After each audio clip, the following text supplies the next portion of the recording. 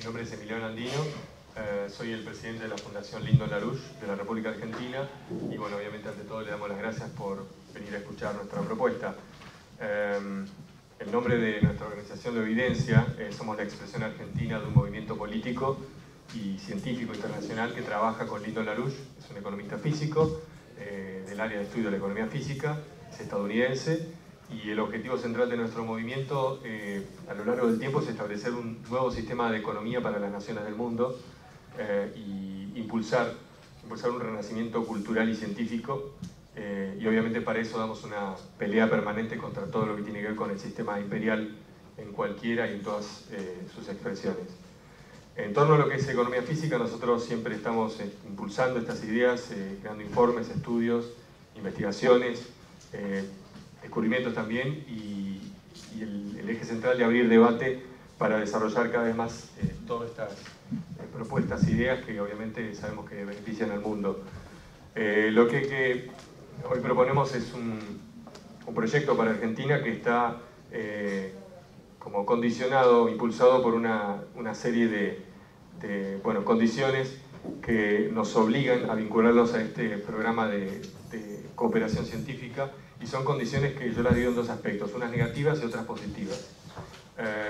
En las negativas yo lo concentro en tres, que es una escalación en despliegues nucleares hacia una guerra general, también una crisis mundial del sistema económico y condiciones astrofísicas empeorando por una cuestión astrofísica, no por culpa nuestra, y eso genera toda una situación negativa que nos presiona. Por el lado positivo, mientras tenemos esta discusión hoy, se está viviendo un renacimiento, una identificación con el progreso científico y con la expansión de la existencia humana y de la actividad humana, y esto se viene dando en el mundo como una respuesta a una necesidad de darle un rumbo sano y coherente a la humanidad, que está pidiendo a gritos, enfocándose en objetivos comunes y en resolver lo que serían lo que todos conocemos como deudas históricas que la humanidad tiene consigo mismo. El programa científico puntualmente es la defensa estratégica de la Tierra. Cuanto más se lo mira, se lo reflexiona, se lo indaga, se ve que no solamente procura defendernos de cuestiones puntuales, sean amenazas locales, por decir así, emanadas por la gente, por seres humanos, ¿no?, en el planeta Tierra, sino y también por amenazas de objetos provenientes del espacio, sino que en general es una visión para defender el bien común de la civilización, por encauzarnos, por darnos una visión de orientación. Y cuando decimos defensa estratégica de la Tierra, estamos usando un nombre o una insignia puesta actualmente por científicos rusos, por la comunidad de ciencia en Rusia, que tiene una reminiscencia con lo que fue la propuesta de Lyndon LaRouche que se presentó en los años 80, que se llamaba SDI en inglés o IDE en español, y era la iniciativa de defensa en torno a lo que era la amenazante situación de los misiles nucleares en plena Guerra Fría. Esto LaRouche lo desarrolló en los años fines de los años 70, en los años 80, y lo presentó en su momento, como lo presentamos hoy, como un plan para una cooperación en el trabajo científico para hacer obsoletas las amenazas políticas al mundo, que en ese caso creaba este sistema de destrucción mutua asegurada, que era la posesión de un stock de armamento nuclear por parte de varias naciones, que al desatarse todo se termina por el mero hecho de usarlo. Entonces la propuesta fue hacer obsoleto ese poder, inutilizar eso, pasando a un estadio superior de desarrollo tecnológico, creando lo que era un escudo contra misiles compartido entre todas las naciones del mundo. Nuestra propuesta concreta hoy es en base a este actual desarrollo, que se realice un seminario, tanto con diputados como diputadas, y que se puedan recibir presentaciones más detalladas que las que vamos a hacer hoy, y que además se sumen otros expositores internacionales para que pueda ser muchísimo más nutrida la presentación. Hoy yo voy a hablar de estos aspectos centrales. Bettina González, también de la Fundación Lyndon LaRouche, va a detallar un poco más de qué se trata varios aspectos, y al final vamos a ver un breve videíto de Lyndon LaRouche que bueno, lo presenta él mismo como ideólogo de eso y da una idea por ahí tal vez más clara. Bueno, La idea es que eso, vean la importancia de realizar un seminario que se discuta este tipo de iniciativa, y que la defensa estratégica de la tierra tiene que ser una responsabilidad que asumen los propios gobiernos. No puede ser un esfuerzo aislado, sino que es así como la transformación del sistema económico en el mundo es algo que se discute, se dialoga y se trata de consolidar. Lo mismo una visión que consolide, que aúne los esfuerzos científicos, que no solo resuelven cuestiones que nos muestran como débiles o que son amenazas contra nuestra existencia, sino que encaran de qué se trata la actividad humana y el motor del modelo económico. Y que esto, creo que el motor para que las naciones lo adopten, también es el entendimiento de dejar de ver lo que muchas veces vivimos como grandes tragedias, tanto naturales como también causadas por la sociedad humana, como algo inevitable. Y contrario a eso, nosotros estamos diciendo acá que es totalmente evitable si con anticipación arrancamos preparándonos para hacer obsoletas esas amenazas. Como es un proyecto de gran magnitud, estamos hablando del futuro de la humanidad, la pregunta es, bueno, ¿para cuándo es? ¿Dónde es esto que estamos diciendo? Decimos nosotros que el lugar es aquí y ahora, es Argentina, y en este momento hay una necesidad para nosotros de incorporar esto como una causa nacional, de incorporar esto en la identidad de la pelea política, del debate y del tipo de objetivo que nuestra sociedad debe encarar como propio y no vivirlo como algo ajeno que le toca a otros países. Hay una frase, una idea que para nosotros es bastante organizadora a nivel mente y planes para el futuro, es que el futuro define el presente. A donde necesitamos ir, a donde necesitamos estar, es lo que rige qué cosas hacemos hoy y qué decisiones tomamos hoy. Y también estudiando el asunto de qué tipo de cercanía tenemos a este tipo de proyectos, yo pienso que el programa espacial extendido, en este momento que vincula a las naciones del mundo con la exploración, la colonización, la industrialización en Marte, y lo mismo para el caso en la Luna, quise decir, y lo mismo para el caso de Marte, muchas veces se vive, o alguna gente lo vive como algo totalmente lejano para el futuro, para otras personas, ¿no? Y sin embargo han incorporado como una cuestión de desarrollo científico, tecnológico, revolucionario, la actividad satelital, el lanzamiento de satélites al espacio, puestas en órbita, que en sí es algo realmente valioso, pero a la vez eso ya es el status quo. Lo que en su momento nos dio a los vanguardistas de la exploración espacial, y que luego permitieron la generación de un programa espacial mundial, fue aventurarse en el futuro, operar a un nivel vanguardista cuando no tenían absolutamente ningún tipo de respaldo. Y por eso quiero distanciar la idea de ver como asequible la mera exploración satelital, estudio geofísico, y pasar ya a adoptar como, bueno, qué cosas tendremos que hacer para de cada 20 años realmente la humanidad poder haber industrializado la Luna y colonizado Marte, que obviamente los plazos son discutibles, pero entender que ese es el plan sensato y asequible para una humanidad que necesita plantearse cosas a largo plazo para resolver la problemática actual. Quiero mencionar yo una personalidad que debe ser también es un patrimonio nacional argentino, que es Teófilo Tabanera, que es el padre del programa espacial argentino, quien, siendo ingeniero de YPF, cuando él tenía 20 años de edad, en los años 30 o 40, ya en los años 30, creó la corriente del estudio de la exploración espacial en Argentina, que luego, gracias a él, y él mismo fue el fundador de la actual CONAE, creo que en ese momento tenía otro nombre, pero hoy la CONAE es fruto de todo su esfuerzo y de crear una corriente de estudio en Argentina que estuvo en ese momento a la vanguardia con los otros pensadores en el mundo, como von Braun en cohetería, Graf Ericke, y toda la gente que veía el espacio del sistema solar como nuestra zona de acción, como nuestro propio barrio en el cual la humanidad en el siglo XX hacia el siglo XXI tenía que actuar de manera intensa y no verlo como algo ajeno a nuestra actividad social y económica. Entonces quiero vincular esa identidad adelantada, que es lo que permite luego tener un ahora, un hoy aceptable o con condiciones que se hacen realmente imprescindibles.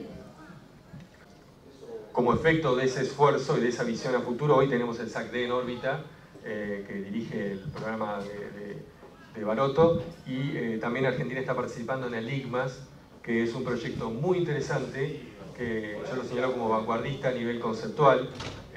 Es un sistema de cooperación, de información, donde en el mundo entero se han ya unido 23 naciones, entre ellas Argentina, para compartir toda la información que todos los sistemas satelitales están generando para poder reprocesarla y redistribuirla en el mundo entero. Eso es algo que por ahí antes en los programas espaciales no existía, la idea de la o sea, el compartir entre naciones toda una información, incluso con naciones que no tienen poder científico, no tienen poder de lanzamiento, de construcción de satélites, pero sin embargo igual lo necesitan, y a la vez muchas veces coincide las naciones que más tragedias naturales viven, muchas veces son las que carecen de esta información. Entonces es también una propuesta que a nivel político aúna esfuerzos e incorpora a todas las naciones, alejándolas de la marginación política mundial e incorporándolas a un programa común.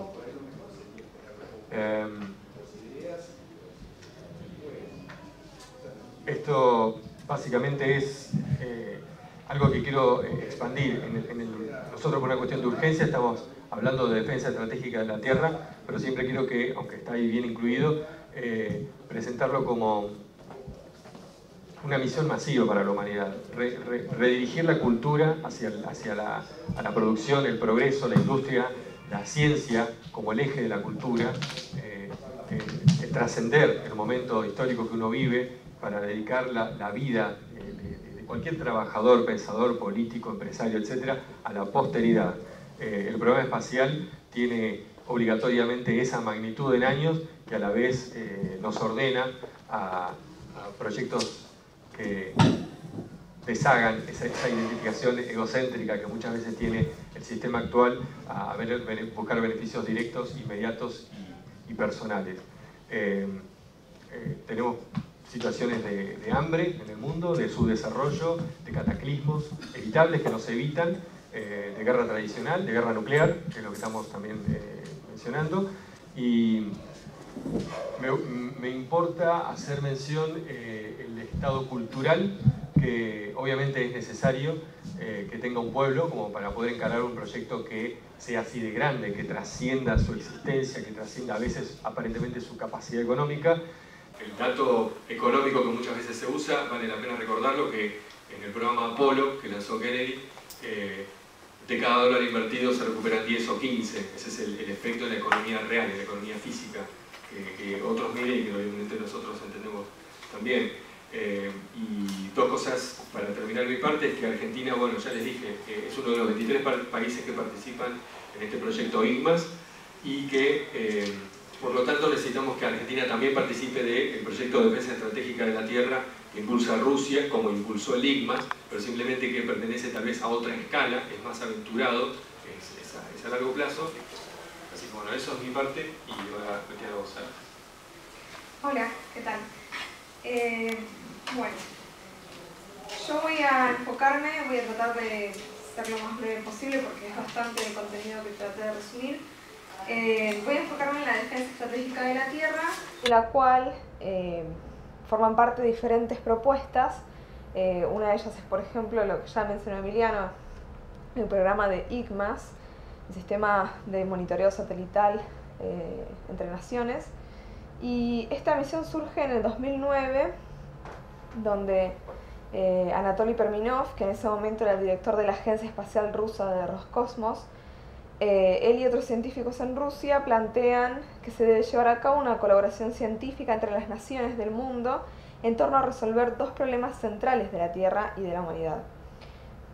Uno es defenderle a la Tierra de las amenazas externas, tales como asteroides y cometas, que es el aspecto que voy a desarrollar más adelante en torno a la economía física. Y el otro es el de defender a la humanidad de las catástrofes naturales que suceden en la Tierra, tales como huracanes, tsunamis, terremotos, erupciones volcánicas, pero también la detección de las pandemias y la expansión de las pandemias. En todo este concepto de la defensa estratégica de la Tierra, del cual ICMAS es una parte, el punto central es la detección y la alerta temprana de estas amenazas. Y por lo tanto eso significa un rol del hombre en el espacio muy crucial. Para eso voy a dar algunos ejemplos de casos que sucedieron recientemente, de catástrofes naturales. Por ejemplo, tenemos el terremoto de 9 grados en Japón, el tsunami que causó pérdidas y muertes, el terremoto en Haití de 7 grados con un saldo de muertos y también el terremoto en Italia, la erupción volcánica en Puyehue, en Chile. Estos son simplemente algunos ejemplos, pero lo más importante es que con este tipo de sistema de defensa estratégica de la Tierra, de lo que estamos hablando es de alerta temprana. Este tipo de catástrofes se pueden prever no con días, sino estamos hablando de meses y hasta años de anticipación. También hay un aspecto más grande respecto a este tipo de catástrofes y sus causas, que es el eje del por qué requerimos este sistema de defensa y que se requieren tecnologías superiores a aquellas con las que contamos hoy. Este es un video de una erupción solar que de clase X1 se clasifican en A, B, C, M, X son las mayores. Esto sucedió el 23 de octubre, o sea, hace pocos días.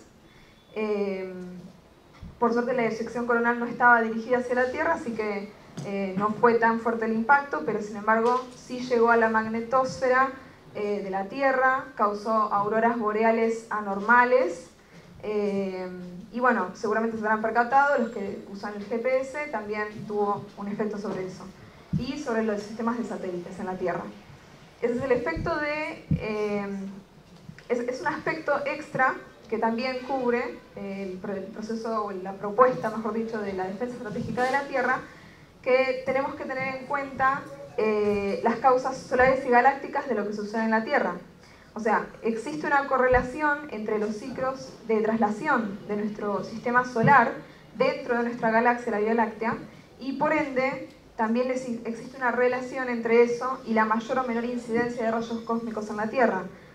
También eso tiene una correlación con la actividad volcánica en la Tierra, con los efectos que esto tiene en los aumentos y la disminución de esa actividad, los cambios que genera en el clima terrestre y en la relación con la actividad del Sol misma. También hay un aspecto que es el de la biodiversidad en la Tierra, es decir, las fluctuaciones en las cantidades de especies o de población en cada especie y esa fluctuación en torno a estos ciclos que afectan a la Tierra.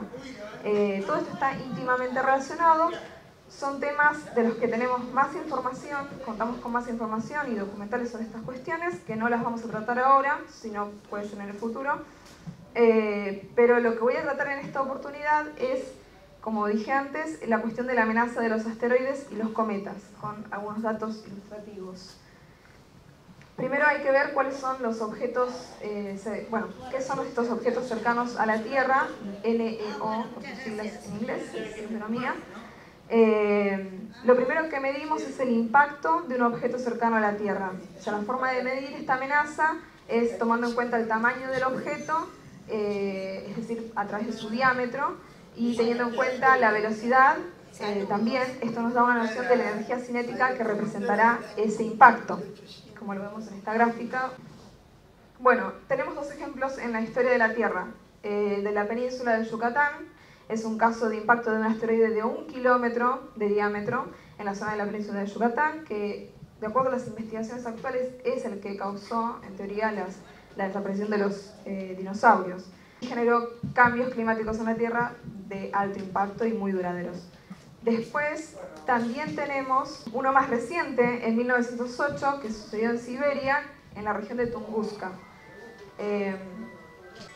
Se estima que el caso de Tunguska fue creado por un asteroide de entre 30 y 50 metros de diámetro, que aparentemente no llegó a impactar en la Tierra, se desintegró antes en la parte baja de la atmósfera.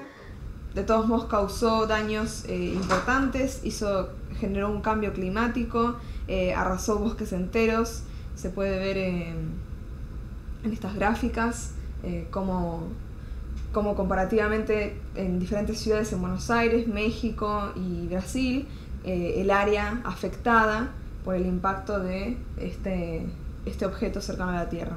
Y obviamente no mató a nadie porque, bueno, estamos hablando de Siberia, una región que no está poblada. En segundo lugar, tenemos que tener en cuenta la población de objetos cercanos a la Tierra. En esta gráfica que estamos mostrando se ven las estimaciones comparativas. Acá entra en juego la cuestión del método, lo cual es un limitante en este caso porque nuestra primera línea de defensa está armada en torno a la observación. Tenemos datos viejos de observaciones y con eso se arma el método y se extrapola a futuro, ¿no? Entonces es un limitante serio, porque nuestra primera línea de defensa son todos estos observatorios terrestres que juntan estos datos y obviamente la precisión de los cálculos que se hagan a futuro depende de cuántas más observaciones tengamos. Entonces es un limitante, por lo tanto también estamos hablando de un salto cualitativo en el método que se va a aplicar a través de el método de investigación que se va a aplicar a través de esta nueva propuesta de la defensa estratégica de la Tierra. Pero además hay otras barreras que tenemos que cruzar en la detección. Tienen que ver, por ejemplo, con dar un salto cualitativo en las tecnologías existentes. Por ejemplo, el telescopio espacial infrarrojo WISE, mientras duró, nos dio datos reveladores respecto de lo que creíamos que era la población de asteroides cercanos a la Tierra. Es muy revelador porque, digamos que nos demuestra que hasta que no tuvimos el WISE proveyendo estos datos, nuestra percepción sensorial era un verdadero limitante respecto al entendimiento de los objetos que nos amenazan. Por ejemplo, hay una gráfica donde consideramos el tamaño, que es esta. En la observación simple o a través de la luz visible, digamos, la capacidad de reflejo que tienen estos objetos, que se conoce como albedo, de acuerdo a su reflejo, uno dice, bueno, los que son más brillantes deben ser más grandes. Entonces, la detección primaria, la primera línea de observación, era esta, ¿no? Cuando ya se pasa a los rayos, a la detección a través de infrarrojos, lo que vemos es que los asteroides que se observan, los mismos tres asteroides, en realidad eran lo contrario a lo que veíamos con la percepción humana, ¿no? Es decir, era el tamaño opuesto a lo que la intensidad de brillo nos daba por el método convencional. Entonces realmente es un limitante muy grande y eso fue un salto cualitativo para esta misión. Hoy día la propuesta es que se construyan más telescopios espaciales de este tipo, pero con lentes más grandes, de entre 30, 50 y hasta 70 metros de diámetro, en comparación con lo que es un ser humano, con lo que fue el telescopio Hubble y con el telescopio James Webb, que se lo he propuesto, y bueno, y los que siguen. Pasando a los sistemas actuales de defensa.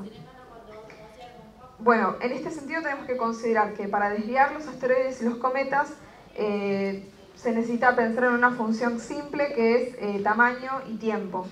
La idea es que si alteramos la velocidad del objeto con suficiente tiempo antes, eso puede modificar la trayectoria de su órbita y evitar el impacto. Por ejemplo, si enviamos una nave de 10 kilos para que colisione con una roca de 10 metros, el tiempo necesario para que la desviación sea efectiva sería solo meses, algunos meses. Esa es la relación. Pero si la roca tiene un diámetro de 100 metros, entonces necesitamos 100 años. Por eso hay además varias opciones para desviar las rocas, que es lo que voy a tratar de detallar de manera breve. Por ejemplo, tractor de gravedad. Se coloca una nave espacial cerca del objeto causando una atracción gravitacional que causa un pequeño empuje gravitatorio sobre la roca, desviándola con el tiempo. El propulsor. Se fija un propulsor al asteroide que genera un impulso continuo que cambia lentamente la órbita. Es un gran desafío lograr que aterrice en el asteroide, primero, porque se sabe que además los asteroides están girando. Y a la vez, esto tiene otro problema, que es cómo hacer que el impulso sea en una sola dirección, ¿no? Ya que están girando. El otro método es la ablación láser. Es disparar un láser de alta potencia, pulsado o continuo, que convierte la superficie del asteroide en plasma o en un gas, y esto genera un efecto de impulsor que va a mover lentamente al asteroide, desviándolo. El desafío en este caso es poder lanzar un rayo a larga distancia con precisión o lograr disminuir, reducir el tamaño de estos aparatos de láser para poder ubicarlos cerca de los asteroides y desde ahí hacer el impacto. En cualquiera de los casos estamos hablando de un sistema que representa, como ya lo dijimos, un salto totalmente cualitativo en las tecnologías actuales. Otros métodos de baja densidad se los conoce, son métodos más lentos. Por ejemplo, hacen uso de la radiación solar, como la vela solar. Es una vela enorme que usa la presión de la radiación solar para alejar al asteroide. Otros métodos similares consisten en pintar al asteroide con una sustancia reflectante, con la cual rebota más luz solar y esto causa un empuje lento en el asteroide, o envolverlo en plástico reflectante.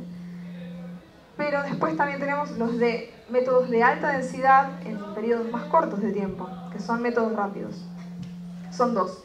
Impacto cinético, que se estrella una nave pesada en el objeto de alta velocidad. La energía del impacto puede cambiar la trayectoria del asteroide o del cometa. El tiempo del impacto cinético sería muchos años antes, pero es más fácil impactar un objeto que intentar aterrizar en el objeto. Esa es la consideración que hace la diferencia. Y por último, detonación nuclear, que es la opción más poderosa con la que contamos hoy día en la actualidad.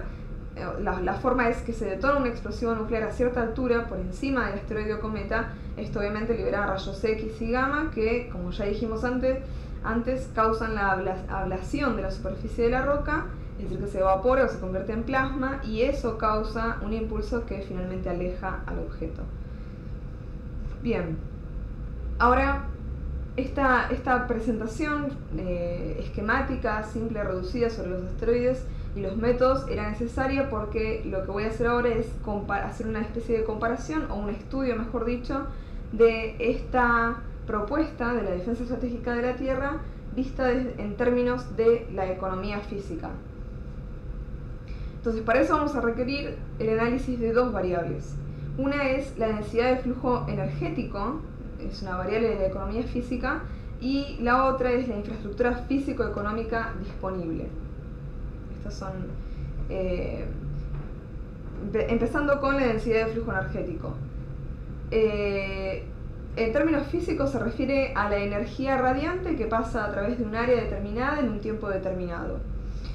Pero en el contexto económico, en términos económicos, se refiere a la potencia aplicada a un área en un determinado tiempo. Y con esta medida tenemos la capacidad de darnos una idea del desarrollo económico potencial de una nación o de un sector o de una región de lo que se esté analizando. Bien, para entender mejor estos conceptos vamos a hacer uso de lo que acabamos de demostrar de los casos de asteroides. En el caso de que tuviéramos el posible impacto de un asteroide de 100 metros de diámetro, la tecnología que elegiríamos sería la nave de impacto cinético. Usaríamos una tecnología de propulsión química y simplemente podríamos desviar este objeto en cuestión de meses antes del impacto. Ahora, si utilizáramos en lugar de esta tecnología de la nave de impacto cinético, usamos la tecnología de la vela solar, la desviación tendría que buscarse con 10 años de anticipación.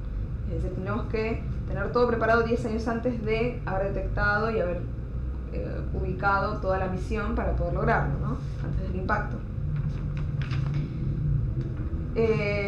Bien, en el caso de tener un objeto de 1 kilómetro de diámetro que se aproxima a la Tierra, tendríamos que buscar el método tecnológico del detonante termonuclear, y en ese caso solamente tendríamos que aplicarlo unos meses antes del impacto, de nuevo.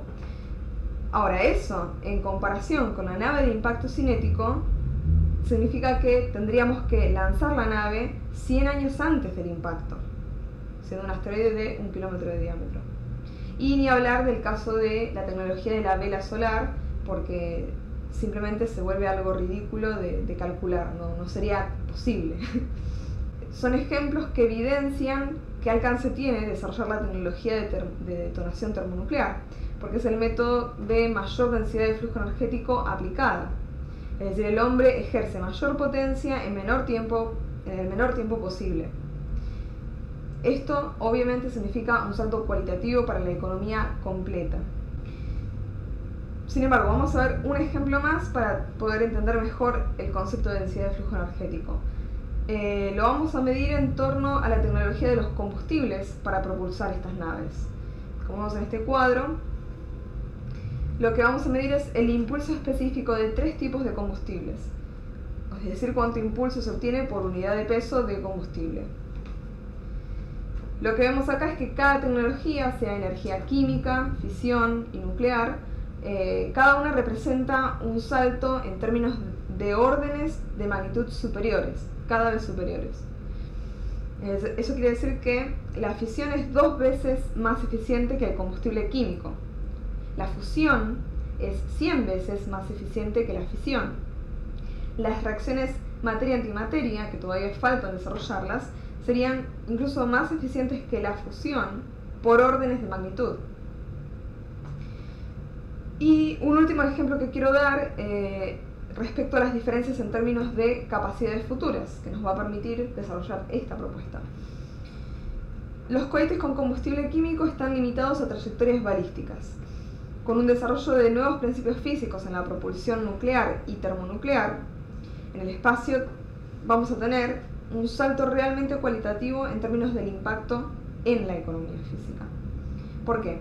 Porque la energía nuclear puede proveer sistemas de propulsión constante. Esto es central, quiero que presten atención porque también esto está involucrado en la capacidad de la humanidad de poder llegar a hacer viajes tripulados por hombres a Marte y tener una capacidad de conexión entre la Luna, la Tierra y Marte. Hoy eso no es posible con las tecnologías existentes. Entonces, desarrollar la defensa estratégica de la Tierra en términos de la capacidad de combatir asteroides va a requerir de la energía nuclear y eso nos va a permitir, como dije antes, sistemas de propulsión constante. Esto es algo que va a reemplazar las trayectorias balísticas con trayectorias de aceleración constante. Va a proveer velocidades mucho más rápidas y por lo tanto los tiempos de intercepción van a ser más cortos.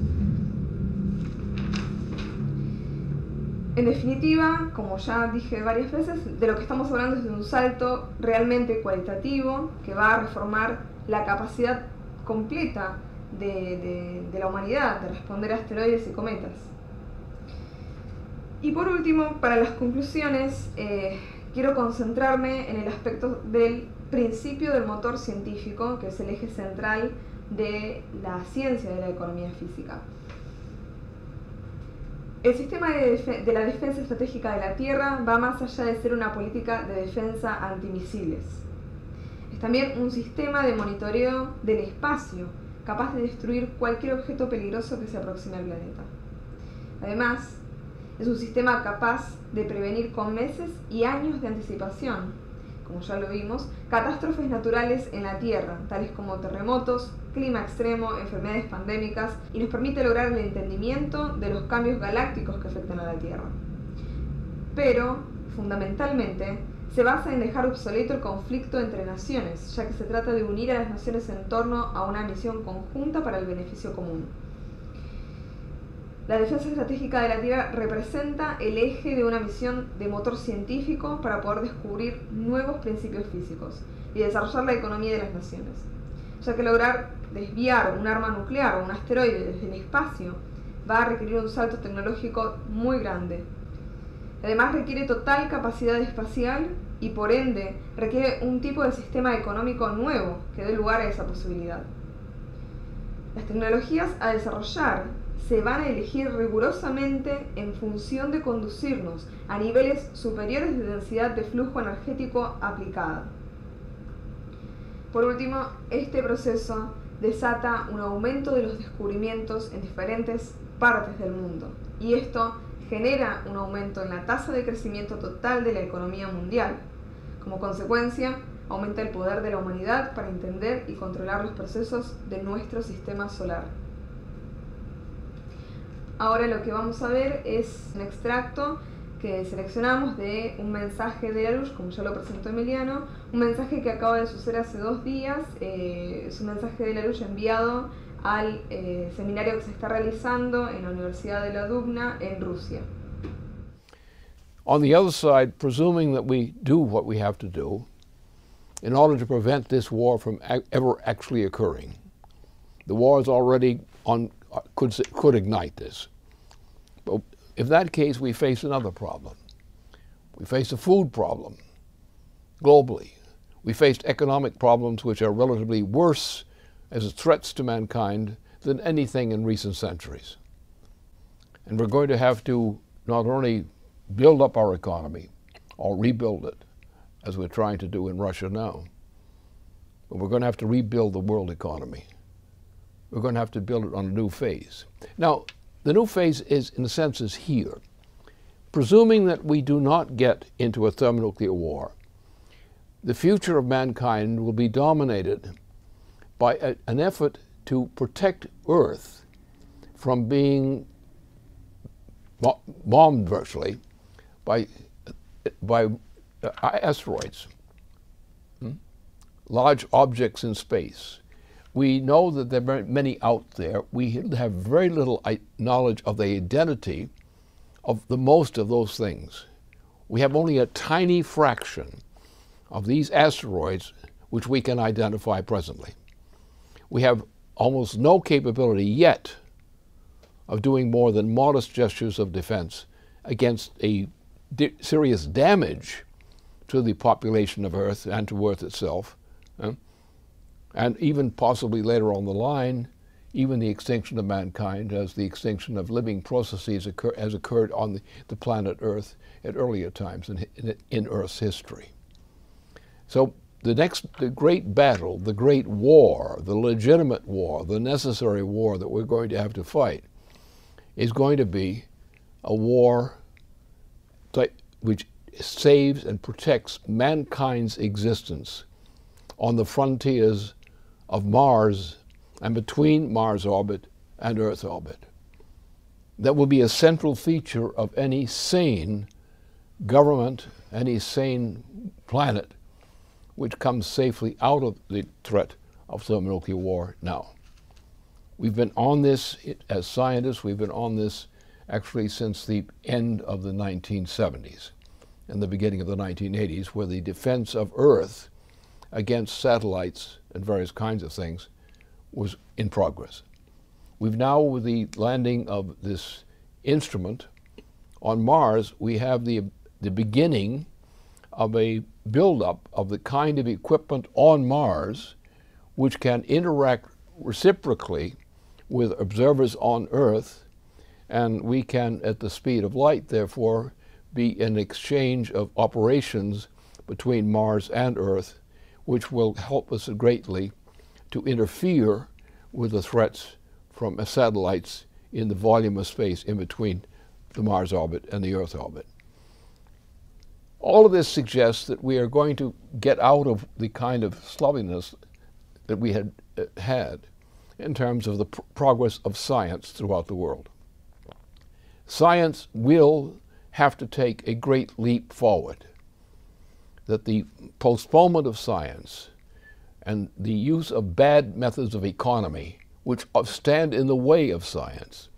In the United States has become collapsed. We have collapsed our productive capability. We have mass starvation in the United States, not only because of the bad policies of the current president and his predecessor, but because of natural conditions.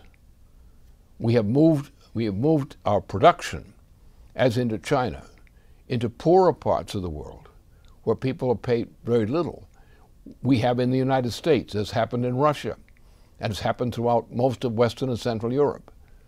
The ability to produce has been destroyed by the trends in policy over these recent, since the end of the 1980s, but actually earlier. So we're in a period where we have two essential visions. One is we have a horrible condition of economy in most of the planet for humanity as a whole. The death rate of humanity is now going to increase on the basis of the current trends, even without a thermonuclear war. We're going to have to reverse the trends in policy throughout Eurasia and the Americas to change the current policy, to go to high technology, to go to more emphasis on thermonuclear power as a power source, of high technology power source, which enables us to do the things we have to do and that we can do.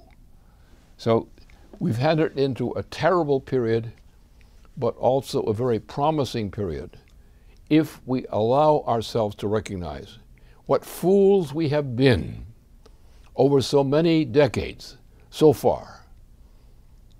Now we face a great danger, a danger of virtual extinction of nations, a possible extinction of humanity itself through thermonuclear war. We have a world which cannot feed its population anymore under these conditions. Death is crawling like a wave throughout the planet. And therefore, at times like this, rather than complaining and worrying, which don't do any good, we have to come to a time when we reenact and revitalize science. We need a global science driver program to go into areas of development which are available to us, but which have not been used, which have not been promoted. We're going to have to go to degrees of technology we've never undertaken before. And that's our option. We have on the one side the worst possible threat, the worst possible possibility. On the other side, we have the challenge, and especially to younger people, younger scientists, who will respond successfully to the alternative, to the mobilization of mankind, away from all the nonsense that we've wasted our lives upon in so many ways. And we're going to have to science driver programs which take over not only the development of Earth as such, the Earth territory. We're going to reopen the question of the moon as a place for building up the capability for going to Mars or sustaining Mars. We're going to be going to higher powers, thermonuclear fusion, controlled thermonuclear fusion, which can get us to from Earth or the moon to Mars within approximately a week. It'll maybe take a generation for us to achieve that kind of performance, but in the meantime we can be going in that direction. And therefore we have, I think, two things to consider. One, the threat of disaster, led by the threat of a thermonuclear war, which is now likely to occur unless prevented by almost miraculous means during the rest of this year into the beginning of next. And the push on this is the fact that the economies of Europe, for example, the economies of the Americas, especially North America, are collapsing at a rate which is unimaginable in previous times. So we're going to have to change those policies. We're going to have to reach up. The green policy will not survive, or else mankind will not survive. A green policy is impossible. Mankind cannot continue to exist successfully under a so-called green policy. High technology, high energy flux density, and very, very advanced physics. These are the things that are going to be required if the world is going to make it. And people who are young people in universities who are concerned with science are the actual leaders of the future in making possible what is so desperately necessary. Thank you.